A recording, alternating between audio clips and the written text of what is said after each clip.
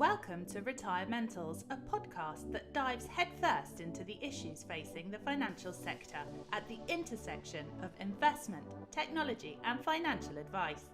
Hosted by Abraham Oksanya, you can expect raw honesty, critical analysis, and energetic interviews. Here is your host, Abraham Oksanya. All right, welcome to Retirementals. I'm Abraham Okusoya, and I am really, truly excited. I know I say this about every guest, but this one is very, very, very special indeed. I'm talking about none other than the legendary George Kinder. George is the founder of Life Planning, the founder of the Kinder Institute, an author of 7 books, and he's trained over 4,000 professionals around the world over the last 35 odd years in the field of financial life planning. George Kinder, welcome to Retirementals. I've been really looking forward to this, Abraham. Thank you so much for inviting me on. Really a thrill to be here. So am I. So am I. Thank you for making the time. Let's just dive right in. For anyone who's been living under the rock for the last couple of years, who may not be familiar with who George Kinder is, give us a little bit of context around you, how you got into the profession, and the difference that you make today. Wow. Well, let's see if I can do that in a few sentences for you. I like many people, the finance money was just a job for me. And I really wanted to do more artistic work and meditative work, and I know we'll talk about that later in the interview. So I was doing tax returns for a living and trying to figure out how I could get free. Freedom means everything to me. And what I realized as I was doing this work was that my clients also wanted to be free. They Hmm. weren't happy with where they were. I mean, just a little bit here, a little bit there, but they just weren't quite free. And so I moved into financial planning because financial planning has all the tools of money available to help you become free. I mean, if that isn't the purpose of financial planning, I'm really not sure what is. And so I moved into it and began to design structures and ways of understanding how people might move into freedom and first identify what it is for them. I burst onto the national scene in America. So this started way back in the 70s, Abraham, and I burst onto the national scene in America. It was the late 80s, early 90s before I burst onto the national scene. And everybody was stunned, oh, this is about freedom. Oh, wow. And so what I did was I created a number of different workshops and ultimately a program that gave trainers both the experience of freedom inside themselves, what they really wanted, Hmm. not just the job, but what they really wanted out of life. And simultaneously, as they had this experience, I gave them the training in how to deliver it to their clients. So it was very popular. As you said, we're in 30 countries all over the world.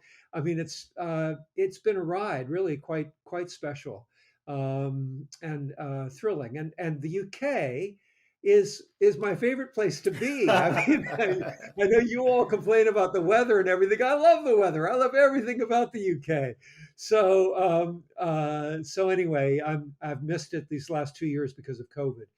Just kind of laying low and all that, but we're on our way over this summer. That's brilliant. So yeah, you're going to be around. You said in June, July, here in the UK. That's wonderful. So let's just talk about this key difference to your mind between life planning and traditional financial planning or financial advice. People will say to me, the way you've just described this about freedom, and then many advisors will say, well, we do that with our clients, but do they really?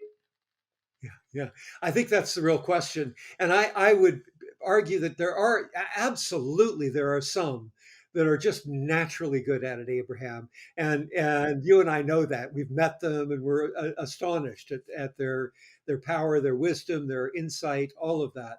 But most people look at money as something to do two things with, either to increase it or to temper its riskiness.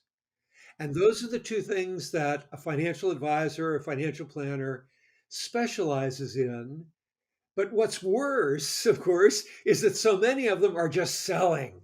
They're selling product, they're selling their spreadsheets, they're selling their marquee of who they are.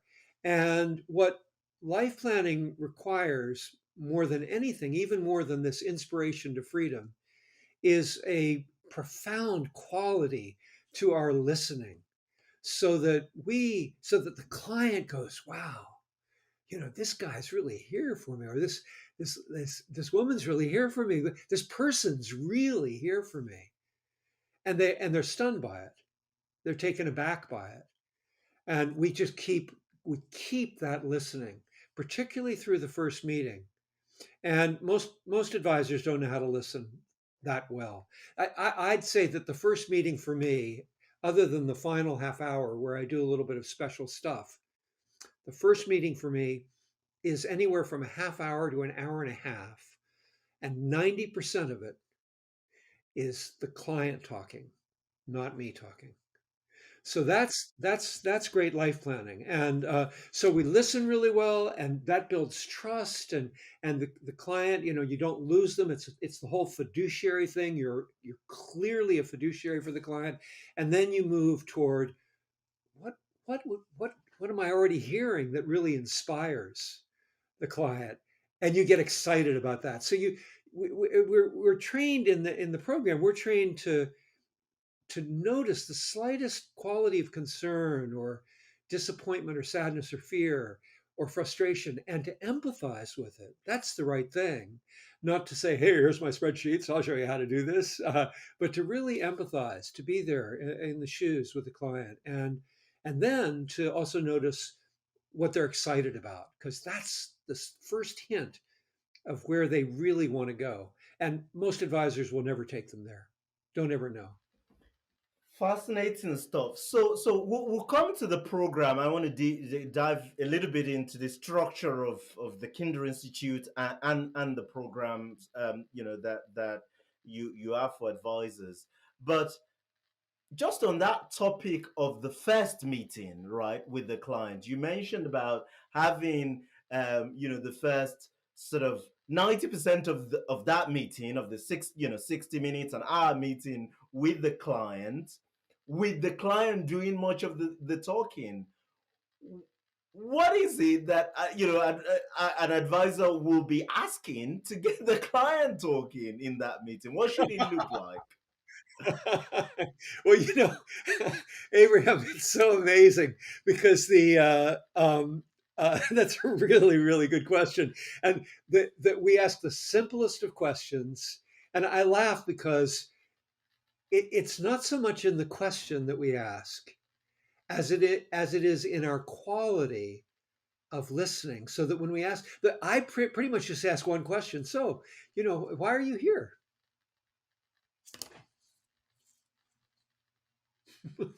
And the client starts to talk, and they might talk about the SEP or the SIP or the pension or the taxes or the portfolio or something. I said, no, no, no, no, no. If you and I were to work together, if I were really to become your financial planner, your financial advisor, what would what would happen over that period of time? Over that, say we were together for years, what would you expect to occur? Why are you here? Why are you here? And that begins to get them going. And it turns out that when you empathize, when they mention the slightest hint of troubles with their eldest son, let's say, or slightest hint of a worrisome thing about their mother, and you go, oh, and you just be quiet. You don't go, oh, tell me more. You just go, oh, and that tells them he or she is really here. They're really listening.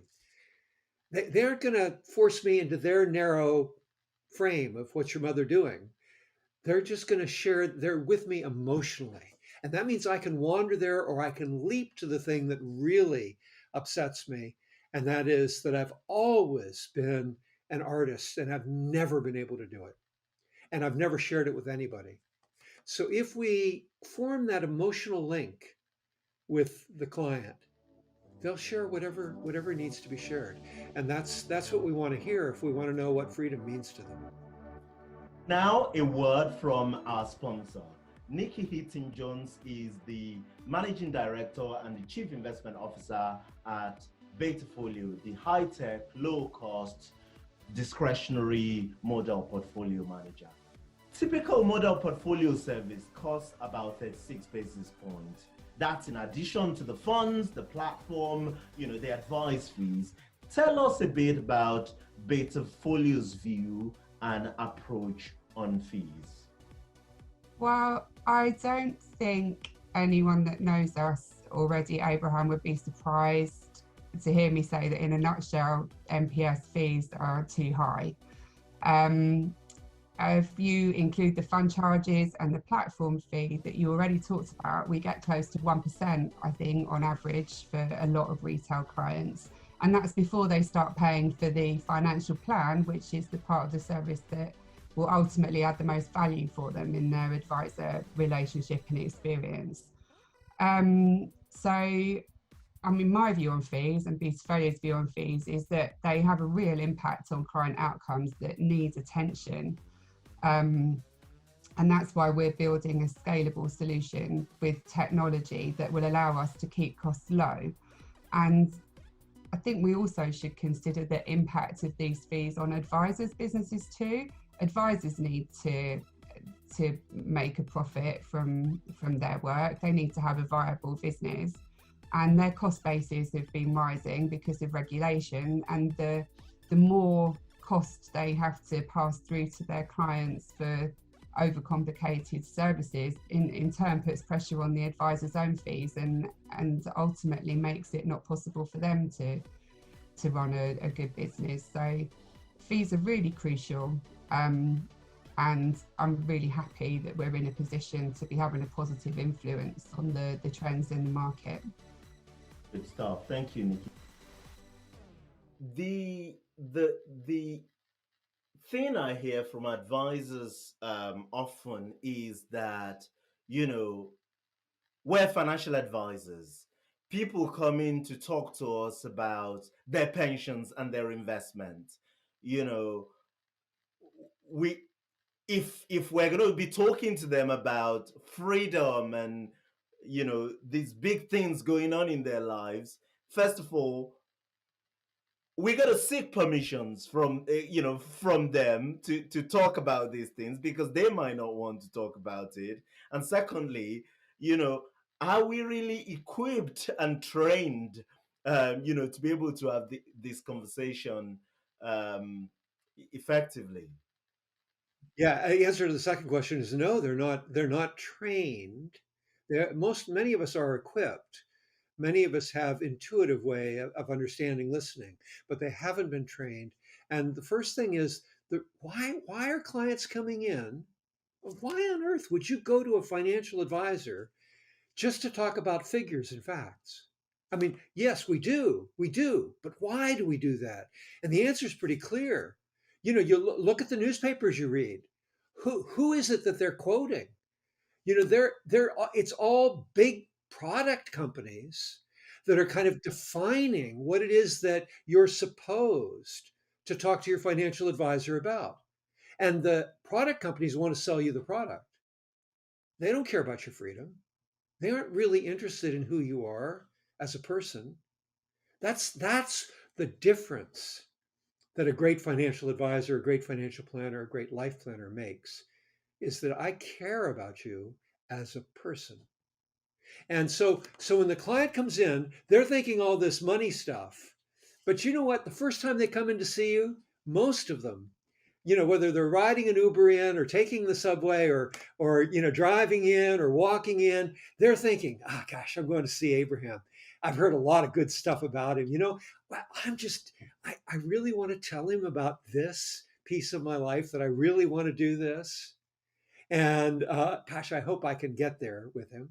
Or I really want to talk about something that troubles me and my family. I don't know whether I've heard really good things, but I don't know whether he can listen. And so what happens is that even a good advisor will interrupt and redirect. We might be able to get away with that once, but if we try it twice in an interview, the client just goes, "It's your meeting," you know, and they hand it over to us as financial advisors, and then we go into the retirement plan and the taxes and the portfolio adjustments and all that, and we've lost them. We've lost them. So they come in with their expectations formed already by the media, which really means the big industrial figures of the industry, not who they really want to be. Money should be about who we really want to be and how we want to live our life, clearly. So that's what I would say to your advisors, is they've been brainwashed too by the product companies. We've all been. Yeah, The the coming then to that issue about training. Talk to us about the Kinder Institute, what you do, the trainings, that are the training programs that are available to advisors who really want to become um, experts at doing this. yeah. What's you go to the normal training. You're getting you're chartered. You're getting your certified. You go to the normal trainings, and that's all good stuff, and we need it. We need that stuff. So I'm not saying that ain't good, but it's not enough. And what we do that's really quite extraordinary is we give people the experience, particularly in what we call the evoke training. That's the most amazing one of all. We give them the experience of what it is to be life planned. So if you and I were going and we're participants, Abraham, you and I might pair up and you would life plan me for 4 or 5 days. That would be incredible for both of us. I mean, I get so much from as you become a better and better listener, whatever, I get so much from your insights and all of that. And you'd have 3 trainers who are watching you and say, if you just tweak this, or what about, just, holding your chin, or just, or shh, shh, you know, where's your emotion, Abraham? Do you see, George, what's going on? So you're getting all this training going on, and I'm getting the benefit of it. And at the end of that, I'm living my life plan. And at the same time, I come back and I do the same thing with you, and I get coached and I get told, hey, you're not listening, George. Shush, pay attention to the feelings. And at the end of that, I come out and I go, wow, I'm ready to do this with my clients. If I can do Abraham, I can do my clients. So it's experiential. And I think that that's the most important thing. And that's what important thing about what it is to be human. That's what we want here. And that's what we deliver, what it is to be human. And so we give that to the financial advisor and we give it to their clients. And in the trainings, we play both roles. But it's not a playing, it's real. You come in with your real stuff, man, and you're going to get delivered into the world of what you really want in your life. It's pretty amazing. So, so there's the Evoke training, which is a 4 or 5 day course where uh, you know you get that you know that experience of being a life planner. How do you go from that to becoming a certified a registered life planner? What's the journey? What does that look like? Well, there's 2 other courses that are required. One of them is a 2-day training. It started the whole deal, and it came from my best-selling book, The 7 Stages of Money Maturity.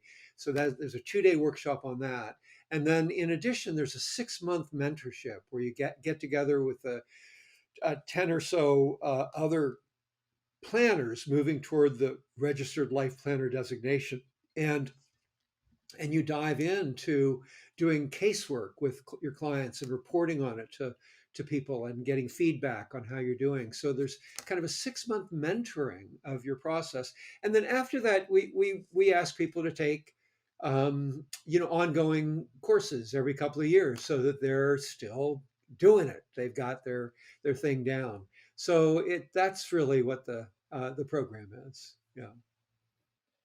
Brilliant stuff. So give us a favor. There is the famous three questions, the Kinder's three questions. Give us a flavor of what they are and why they're important. So you and I have been talking just now mostly about listening and how incredible that is and what it reveals and how the client just opens up to a great listener.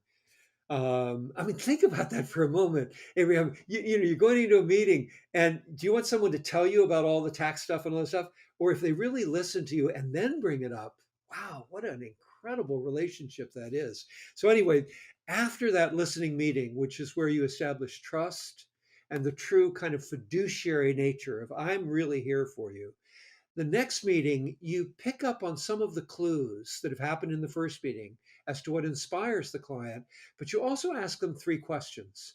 And and this is we've got a number of exercises, I should say. This is not the only one I use, but it's the one that's most famous. People like it a lot. And you ask them in order. They have to go in order. So the first one is, if you had all the money that you needed for the rest of your life, maybe you're not as rich as J.K. Rowling, maybe you're not as rich as the Queen of England, but you got all that you need for the rest of your life. What would you do with your life? How would you live it? So we get people to kind of fantasize, winning the lottery and going that way. And that loosens them up because you can't ask a deeper question first.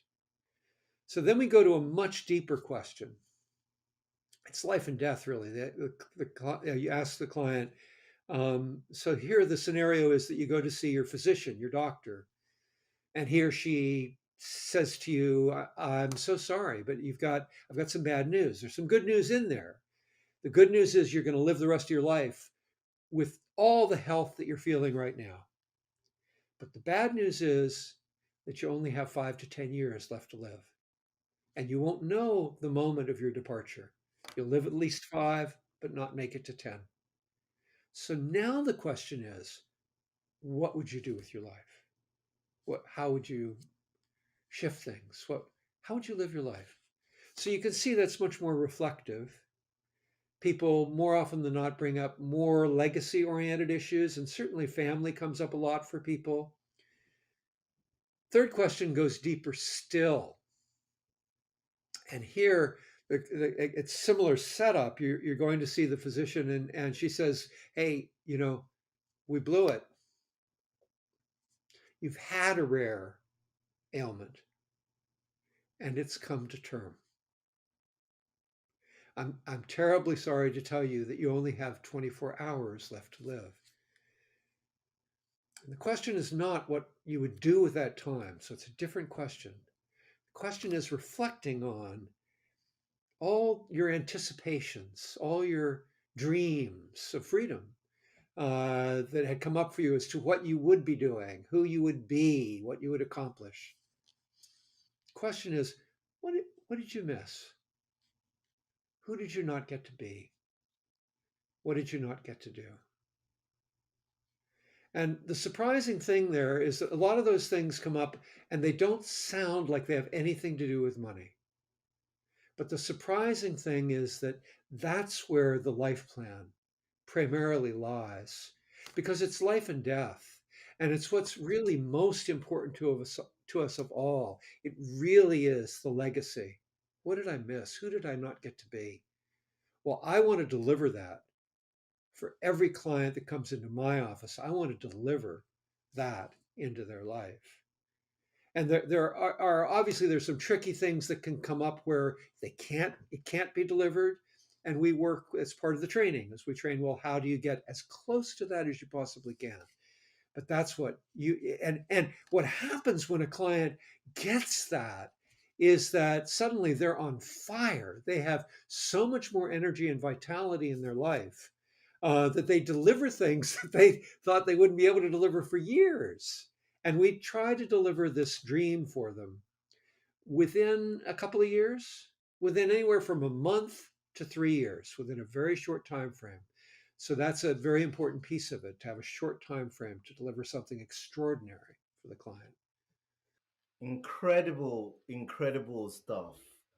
The thing going on in my mind is that we've now spent 2 meetings talking about this stuff, getting into the bottom of, what freedom means to the client, and we haven't even touched on the money stuff, on the number stuff. I guess, how do advisors reconcile this? There is obviously, fees structure, time and expertise that's been delivered in these 2 hours, plus then there's all the number crunching stuff. Many advisors might say, well, I haven't got the resources, there's not enough profit in this to to justify spending that much time with the advice, with the client, to get to, really deep. How do you approach that? So, one of the reasons we have a mentorship and we gather advisors together in small groups is so they can communicate a lot. Well, this is how my office works right now. How does your office work? How would you incorporate this? And of course, the trainers most of them are financial planners as well. So they've also gone through their own training, and there are best practices that we talk about in regard to this. And so I will say this, Abraham, that in Mm. my work, I never did a meeting without touching on the finances. It's just I didn't lead with the finances. So that last half hour of that first meeting, I used to call it bells and whistles. I'd go back to the Great Depression. I'd show, charts and all this kind of stuff. But I do it with having heard what the client was fearful about, what they cared about, and so I was constantly layering in the client into those charts so they understood it really related directly to them. And at the second meeting, you come up with this dream of freedom. Well, now you've already begun to figure out what the obstacles to it might be, and the spreadsheet is beginning to have a time period, a goal. They're beginning to these pieces, and so we talk about those things as well. Let me just turn off my cell phone. There we are. So it's always layered in. And I think the third point that you're making is the one that may be most challenging for people, and that is, how do I justify this financially? And that's a very important question. There are a number of answers to that. One of them is that I think that life planning is the most efficient way to do financial planning. Because what if you do financial planning and, the old metaphor, oops, my ladder was on the wrong wall, even at the wrong thing. You did all that brilliant number crunching and all that stuff, the ladder's on the wrong wall. You might not realize that at first because the client never revealed to you what the right wall was because you never listened. You never talked to them about it. And so you don't want that kind of experience for many reasons. One is it's very inefficient. The client's upset. You've tied them up into these products and they can't get out of them, or you've made their life too risky or not risky enough. And you don't want that kind of problem. And that's the kind of problem area where the client goes, I'm not sure this advisor was meant for me, and they look for somebody else. So, one of the beauties of life planning is you don't lose clients. So, your clients are basically clients for life. Why would they go anywhere else if you're the only person they've ever met in the world of finance who really listens to who they are and what they want to be? So, you don't have to replenish your book of business again and again. It's there. And it's so rewarding because you're constantly delivering people and learning about how people are moving forward in their life into their dream of freedom, into what it is they want to do and who it is they want to be. So I think those are the. I think it's far more efficient. They give you all their assets rather than a portion of them. I mean, there are a whole bunch of other reasons for it, but I've heard these sort of arguments before, or people have made a case for, completely delinking the life planning process from the, if you like, the what we would regard as regulated financial planning, where you're dealing with the investment and the product. And personally, I see the case for it, right? Like, let me just talk to a life planner who doesn't have the conflict, or the conflict, the bias, or even have to think about the product side of things. But equally, to me, also feels incomplete, right? In the sense that we can do all these brilliant deep dive in, but there are obstacles to actually going to implement the plan. Where do you stand on this conundrum? I want to support everybody. So if someone wants to set it up unregulated and do it that way, and they have someone really exceptional that they can refer them to for the financial piece, and that maybe they talk well with that person, I'm bully for them. I mean, I'm there. I'm there. That said, I love the two pieces coming together. And I've seen in my own life, in my own practice, when I was an active practitioner, I had people where I tried to do just the life planning piece come and tell me that they'd worked with this person and they'd made the terrible mistakes. They'd misinterpreted what I said. And they got a person who was the worst product kind of seller you could possibly imagine. And they bought Yeah. into what they said. And, they just wove it all in. So I think what we've got is something really special, Abraham. I think that this financial knowledge that we have is exceptional. And if we can use it with the life planning piece, there's no better profession in the world. Nothing can touch it. I couldn't agree anymore. There's a question I have for you, George, which is, um, you've been doing this for 35 years, and with passion, with incredible commitment to it. And to me, the question I keep asking is, still today, life planning is still niche, right? I don't know if you have any stats on the proportion of um advisors who do this stuff as part of the process. And I cannot get my head around why the brilliant stuff, the good stuff, continues to be niche over, you know all this product pushing type stuff. What's gonna give? How do we change this? Yeah, I'm with you, Abraham, and believe me, it can bring tears to my eyes looking at it because it is. It's just it's. I mean, the word I would use is pathetic. It's pathetic that the industry as a whole hasn't just turned and is delivering life planning. And yet I want to rest on. I don't want to rest on my laurels, but I want to say that we've made a huge difference. I mean, look, just you and I. I mean, wonderful to be together and to be communicating together, and we're across this vast ocean between us. But here we are, like brothers, communicating with each other. That's the way. And we've reached out to people now in 30 cultures, as I've said, and something like 4,000 advisors have studied with us. So my notion is, I mean, that's tiny compared to the millions of advisors that are out there. But I think that you think about people like Tina and others, and you realize, yeah, but they're the leaders in the industry. Very often, they're the leaders, and it's true in America as well, that the life planners tend to be the leaders in the industry. I think we don't realize the power of the industry, and we don't realize that they have not. I moved over. I don't know if you knew this, but I moved over to England for nearly a year, going to the high rises, skyscrapers and to talk to people in the top of these professions. And they all welcomed me in. They were very interested, but nobody implemented. Nobody implemented because they're looking for what's the product? How can I get my 20%? And I want it systematic all the way through.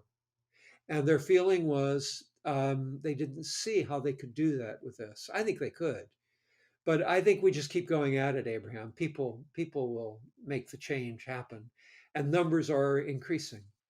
It's incredible. That's how I actually met you. I can't remember. It must be 8 9 years ago that you were speaking at this event in UBS. So they got you and a few people in there. And I have to agree with you. One of the things that um, always amazes me, amazes me is the passion, the people who've gone through the kinder course, Tina Weeks, my friend, um, um, sorry, they're going to have me for lunch for Justin King. Justin King is the one I wanted to. Yeah, Justin King. And several others who've gone through this program.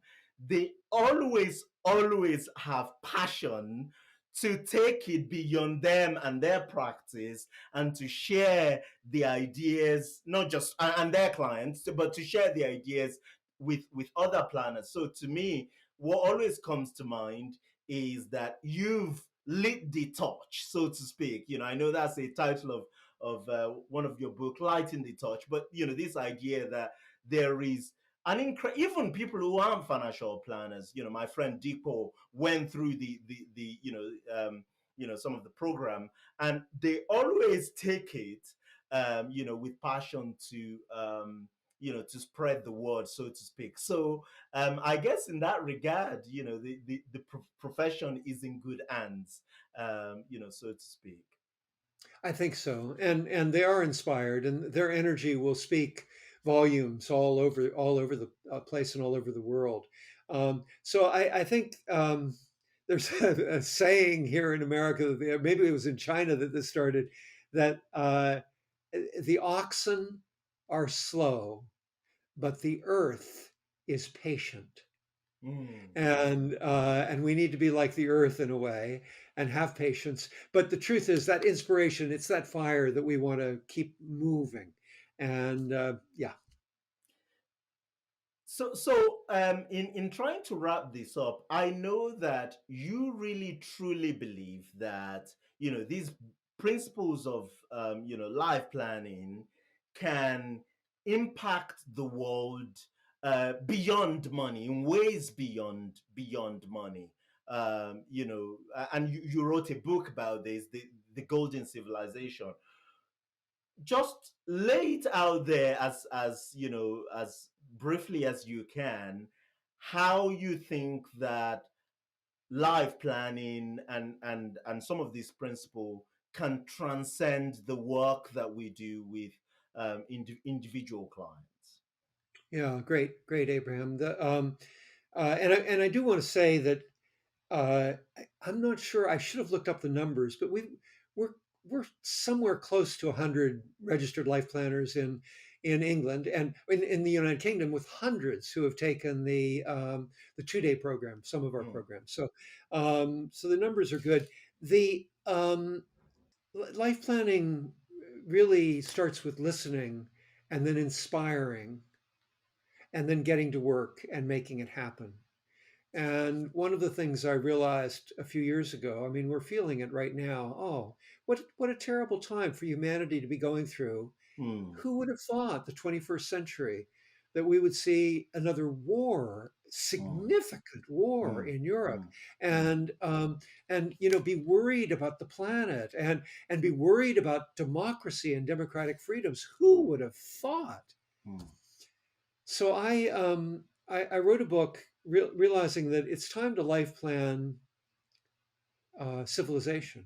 It's time to really bring this strategy of listening, devising what the world is we all want it to be, and making a vision of it, and then getting to work and making it happen. And I called the book A Golden Civilization and the Map of Mindfulness. So Mm. mindfulness has some relationship to this as well.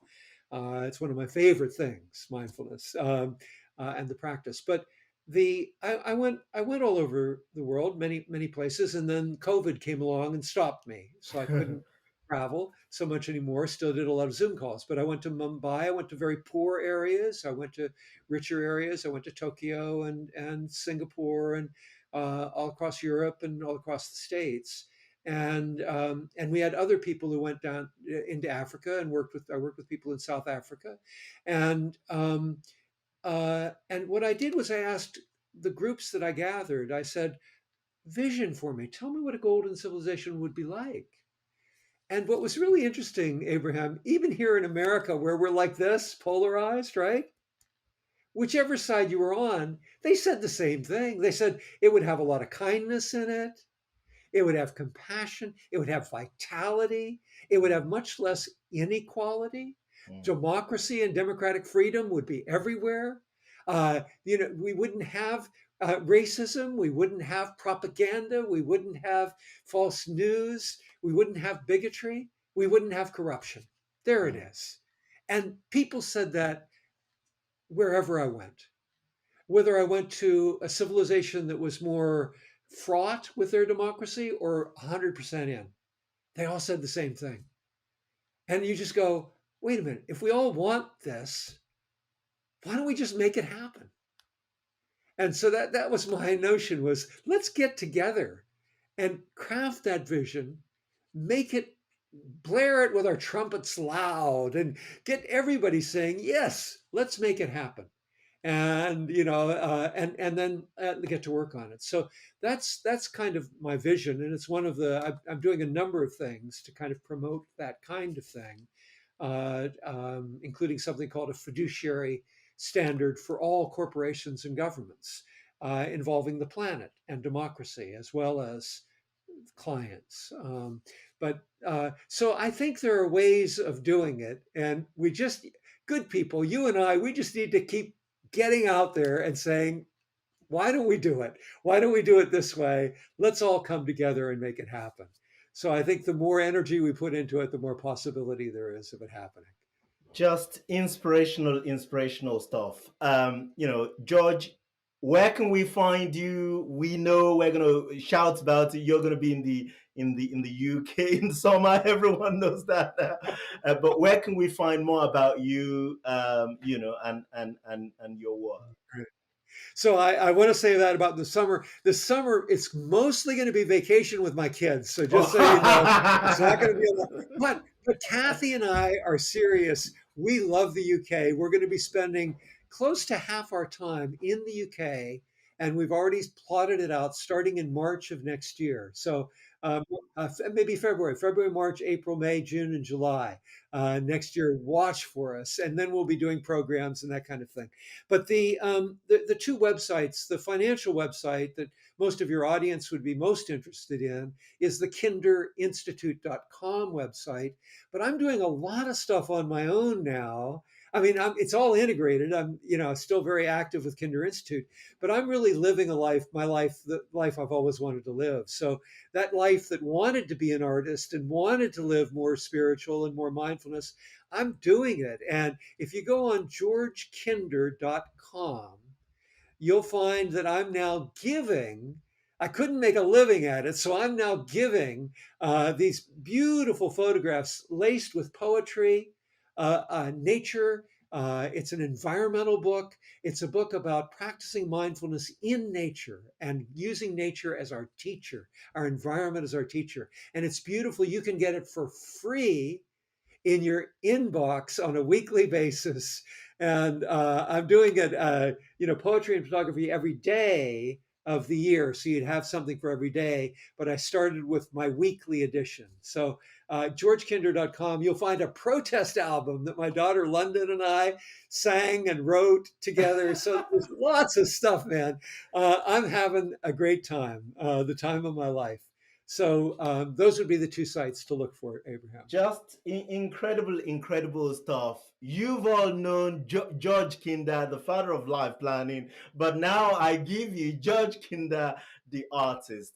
George, thank you very much for your incredible wisdom, for the work that you do, for, challenging and inspiring all of us, to be the best versions of ourselves. So thank you for coming on the podcast. Thank you very much. Wonderful. Thank you, Abraham. So great to be with you again.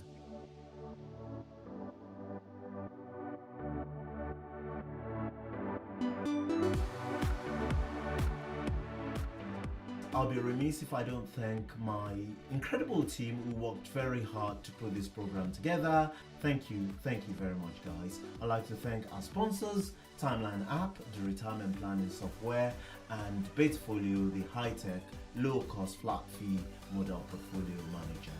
And to you, our listeners, thank you for your time. I hope you've had as much fun listening to the program as we have making it. You can find more about the show at retirementals.co.uk, and you can follow me on Twitter. My handle is Abraham on Money. Until next time, thank you and goodbye.